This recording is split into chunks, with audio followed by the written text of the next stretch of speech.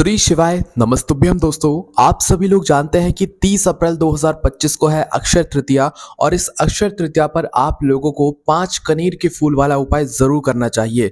दोस्तों, अगर आप लोग सोचते हो कि भाई हमें बहुत सारी मनोकामनाओं के लिए कोई उपाय करना है तो भाई वो आपको अक्षय तृतीया के दिन ये 5 कनेर के फूल वाला उपाय ही करना है। अगर आपकी एक से ज्यादा मनोकामना है या कोई ऐसी मनोकामना है जिसके लिए आप बहुत लंबे समय से प्रयास कर रहे हैं, आपने व्रत करके देख लिए, आपने कई सारे उपाय भी करके देख लिए, पर जब भी आपकी मनोकामना पूरी नहीं हुई है या दुख और परेशानी दूर नहीं हुई है तो सिर्फ और सिर्फ अक्षय तृतीया के दिन आप लोग इस 5 कनेर के फूल वाले उपाय को एक बार करके देख लेना। आप खुद कहोगे कि भाई इस उपाय को करने का फल हमें इतना जल्दी मिल जाएगा, हमने सोचा भी नहीं था। और दोस्तों, जो उपाय आप अक्षय तृतीया के दिन करोगे उसका फल आपको सदैव मिलता रहेगा, उसका फल कभी समाप्त नहीं होगा, क्योंकि अक्षय का मतलब ही यही होता है कि कभी ना समाप्त होने वाली चीज या कभी ना समाप्त होने वाला वो मुहूर्त। और अक्षय तृतीया के दिन कोई भी हमें मुहूर्त देखने की जरूरत नहीं होती है, कोई भी हमें शुभ मुहूर्त देखने की जरूरत नहीं होती है। हम किसी भी समय इस दिन जो है शुभ कार्य की शुरुआत कर सकते हैं या कोई भी उपाय भी कर सकते हैं। तो आइए दोस्तों, जानते हैं कि आपको इस अक्षय तृतीया पर कैसे 5 कनेर के फूल वाला उपाय करना है और अपनी मनोकामनाओं को पूर्ण करवाना है, अपनी दुख और परेशानियों को यहाँ पर दूर करवाना है। देखिए, सबसे पहले चीज, ये जो 5 कनेर के फूल वाला उपाय है ये सभी लोग अपनी अपनी मनोकामना पूर्ति के लिए कर सकते हैं। घर का एक सदस्य अपनी पूरी घर परिवार की सुख और शांति के लिए भी ये वाला उपाय कर सकता है। देखो, 5 कनेर के फूल वाला उपाय आपने पहले भी किया होगा, पर अक्षय तृतीया के दिन इस उपाय को करने का थोड़ा महत्व ज्यादा बड़ा है और उपाय को करने का फल भी आपको बहुत ही जल्दी मिलेगा। इसलिए आप लोग पूरा उपाय पहले अच्छे से सुन लीजिएगा, क्योंकि 5 कनेर के फूल बोलने से ऐसा नहीं कि आपने 5 कनेर के फूल लिए और शिव जी पर चढ़ा दिया, ऐसे उपाय नहीं काम करेगा। ठीक है, आपको उपाय में थोड़ी बातें सुननी पड़ेगी, उपाय को समझना पड़ेगा। ठीक है, तो देखिए, इस उपाय को कोई भी कर सकता है, चाहे आप बच्चे हो, चाहे आप बड़े हो, चाहे माताएं बहनें हो, चाहे कोई भी हो। बच्चे हैं तो अपनी किसी भी प्रकार की मनोकामना पूर्ति के लिए, परीक्षाओं के लिए, अच्छे नंबरों के लिए, किसी के लिए भी उपाय कर सकते हैं। जो भी माताएं बहनें हैं वो अपनी किसी भी प्रकार की मनोकामना के लिए, दुख और परेशानियों के लिए ये 5 कनेर के फूल वाला उपाय अक्षय तृतीया के दिन कर सकते हैं। ठीक है, और अक्षय तृतीया के दिन दोस्तों जितना हो सके आप लोग भगवान की भक्ति करने की कोशिश कीजिएगा, उनको प्रसन्न करने की कोशिश कीजिएगा, और भगवान को प्रसन्न करने वाला ही ये 5 कनेर के फूल वाला उपाय है। तो देखिए, सबसे पहली चीज, अक्षय तृतीया के दिन आप इस उपाय को कभी भी कर सकते हो। भगवान शिव जी के मंदिर में जाने का कोई समय नहीं होता है। ठीक है, तो आप इस उपाय को सुबह कर लो, शाम को कर लो, दोपहर को कर लो, कभी भी कर लो, पर करना किसी एक ही समय पर है। ठीक है, और इस उपाय को आप जब भी करते हो तो सबसे जरूरी है इसमें जो चीज चाहिए हमको पड़ेगी, वो पड़ेगी 5 कनेर के फूल। अब 5 कनेर के फूल बहुत सारे लोगों को नहीं समझ आ रहे होंगे कि ये कैसे होते हैं। तो आपने एक पीले कलर का फूल देखा होगा जो कि रोड के साइड में कभी कभी आपने लगे हुए देखे होंगे, है ना, किसी किसी के घर में भी लगे हुए होते हैं, या आंगन वगैरह में, गार्डन वगैरह में आपको ये पीले कनेर के फूल वाला जो पेड़ है ये दिख जाएगा। ठीक है, और आपको उसमें फूल भी लगे हुए दिख जाएंगे। तो वो जो फूल होते हैं वो पीले कलर के होते हैं, येलो कलर के वो फूल होते हैं। तो आपको क्या करना है कि उस पेड़ के पास जाना है और उस पेड़ में से 5 कनेर के फूल निकालना है। कितने? 5 कनेर के फूल तोड़ना है आप लोगों को। ठीक है, सिर्फ 5 तोड़ना है, ना 5 से ज्यादा ना 5 से कम, है ना। ज्यादा तोड़ के लाना चाहो तो ला सकते हो, बाकी आप अपने कार्यों में इस्तेमाल कर लेना। उपाय में हमें सिर्फ 5 कनेर के फूलों की ही यहाँ पर आवश्यकता पड़ने वाली है। तो यहाँ पर आप लोग 5 कनेर के फूल लेकर आ जाइएगा। अगर आपको उस दिन ना मिल पाए जल्दीबाजी में सुबह सुबह, तो आप एक दिन पहले भी लाकर रख सकते हैं, पर कोशिश करना कि अगर ताज़ा कनेर के फूल मिले तो वो ज़्यादा बेहतर है। अक्षय तृतीया के दिन ही आप लोग उन फूलों को तोड़ो और उनसे फिर उपाय करो तो वो ज़्यादा बेहतर माना जाएगा। बाकी अगर कोई मजबूरी है तो फिर एक दिन पहले भी लाकर आप लोग रख सकते हो। ये फूल आपको आसानी से मिल जाएंगे, किसी से पूछताछ करके आप लोग पता कर लीजिएगा कि कहाँ पर ये फूल लगे हुए हैं, इसके पेड़ कहाँ पर लगे हैं। और दोस्तों, ऐसा जरूरी भी नहीं है कि आप उपाय करने जा रहे हो तो आपको ही फूल लेकर आने पड़ेंगे। आपके घर का कोई भी सदस्य फूलों को लेकर आ सकता है और आप उनसे उपाय कर सकते हैं। ठीक है, तो यहाँ पर आप लोग इस बात को समझ लीजिए। तो आपको यहाँ पर लेकर आने हैं 5 कनेर के फूल। कितने? 5, है ना। तो 5 कनेर के फूल लाकर आप अपने घर पर लेकर आ जाइएगा। अब अक्षय तृतीया के दिन कि 30 अप्रैल 2025 के दिन आप इस उपाय को किसी भी एक समय कीजिएगा। चाहे तो सुबह कर लीजिए, सबसे सही अगर कहा जाए तो वो सुबह का ही समय है। और अगर आप सुबह ना कर पाए उपाय को तो फिर शाम के समय भी कर सकते हो। अगर आपको दोपहर में करना है उपाय तो उस समय भी कर सकते हैं, अगर मंदिर खुले हुए हों तो, है ना। तो भाई आप लोग उपाय को सुबह या शाम किसी भी एक समय कर सकते हैं। अब उपाय में क्या करना है आपको, 5 कनेर के फूल तो यहाँ पर आप लोग लेकर आ गए। इसको एक अपने पूजन वाली थाली में या प्लेट में आप लोगों को रख लेना है, ऐसे हाथ में पकड़ कर लेकर नहीं जाने हैं। और कोशिश करना कि वो ताज़ा ही फूल हो, क्योंकि ताज़ा जो फूल होंगे ना वो खिले हुए होंगे, अच्छे खिले हुए होंगे और अगर आपके फूल पुराने हो जाएँगे, 1 दिन पहले आप लोग तोड़ के रख लेंगे, तो वो पूरे मुरझा जाएँगे, है ना? वो क्योंकि गर्मी की वजह से वैसाख का महीना है, तो भई वो फूल मुरझा जाएँगे, बहुत जल्दी मुरझा जाते हैं, इसलिए कोशिश करना कि ताज़े फूल आपको मिले वो तो वो ज़्यादा बेहतर है और बहुत आसानी से ये फूल मिल जाते हैं, किसी को ज़्यादा परेशानी यहाँ पर नहीं होने वाली है। तो यहाँ पर आप लोग 5 कनेर के फूल जो है लेकर आ जाइएगा।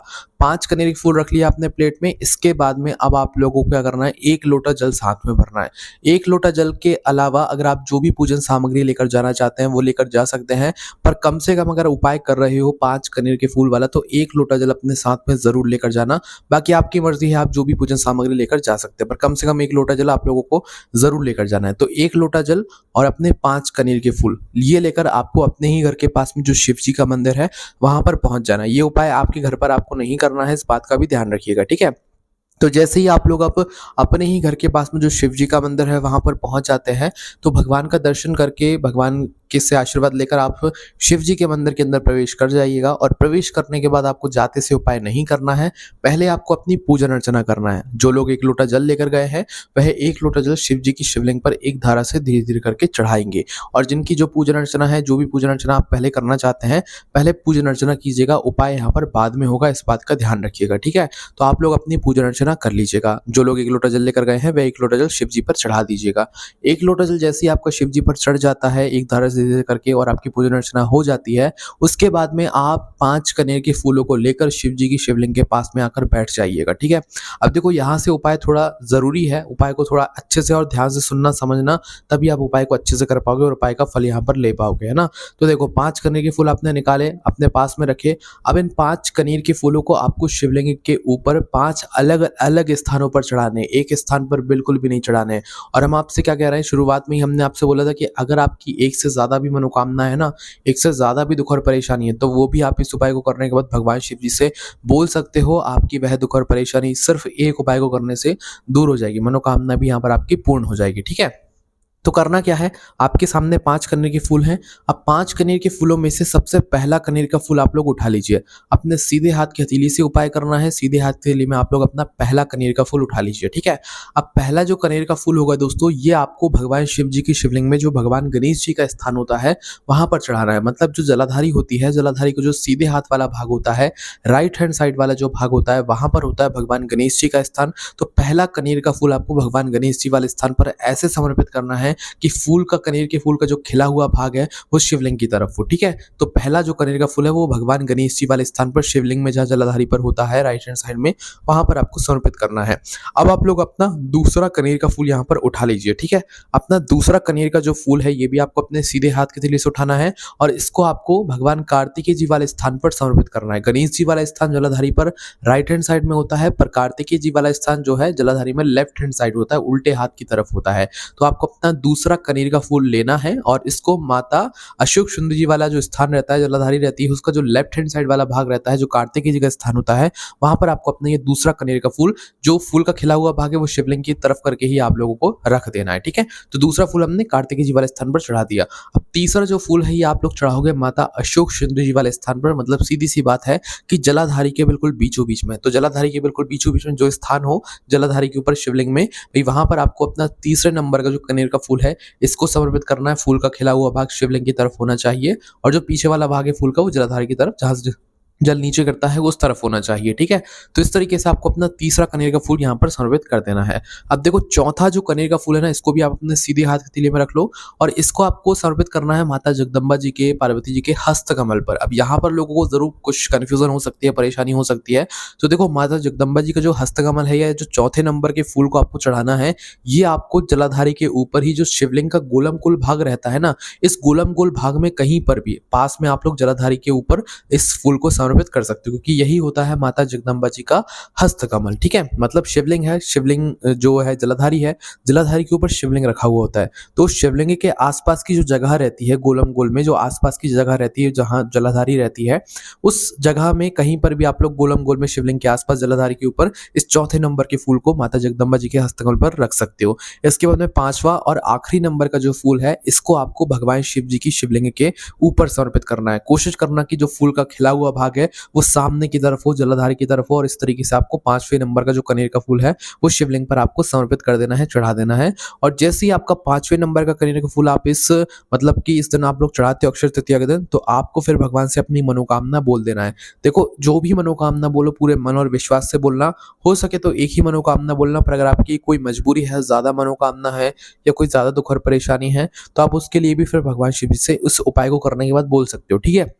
उपाय को करते समय नहीं बोलना है, उपाय को करने के बाद बोलना है जब आपका 5वां कनेर का फूल आप शिव जी पर चढ़ा दो। उसके बाद में वहीं पर बैठकर पास में बैठिएगा, भगवान शिव जी से हाथ जोड़कर प्रार्थना कीजिएगा। आपकी जो भी मनोकामना है, जो भी परेशानी है, उसके लिए प्रार्थना करके भगवान के शिव जी के पास में बैठकर 2 मिनट श्री शिवाय नमस्तुभ्यम का जाप अगर हो सकता है तो ज़रूर कीजिएगा अक्षय तृतीया के दिन, और भगवान को धूप देकर फिर आप लोग अपने घर पर वापस आ सकते हैं। और यहाँ पर आपका ये जो उपाय है अक्षय तृतीया के दिन 30 अप्रैल के दिन 5 कनेर के फूल वाला, ये उपाय पूरा हो जाता है। देखो, ये उपाय कोई भी कर सकता है, इसलिए मौका मिला है तो छोड़ना मत, ज़रूर करना इस 5 कनेर के फूल वाले उपाय को, और आपकी सारी मनोकामना इस उपाय को करने के बाद पूर्ण होंगी। क्योंकि अक्षय तृतीया के दिन किया गया किसी भी उपाय का फल आपको हमेशा मिलता है, जल्दी मिलता है और बहुत बड़ा होकर मिलता है। बाकी आपको कोई भी परेशानी आती है इस उपाय करने में, आप हमसे कमेंट करके पूछ सकते हैं। ओम नमः शिवाय, जय भोलेबाबा, श्री शिवाय नमस्तुभ्यम।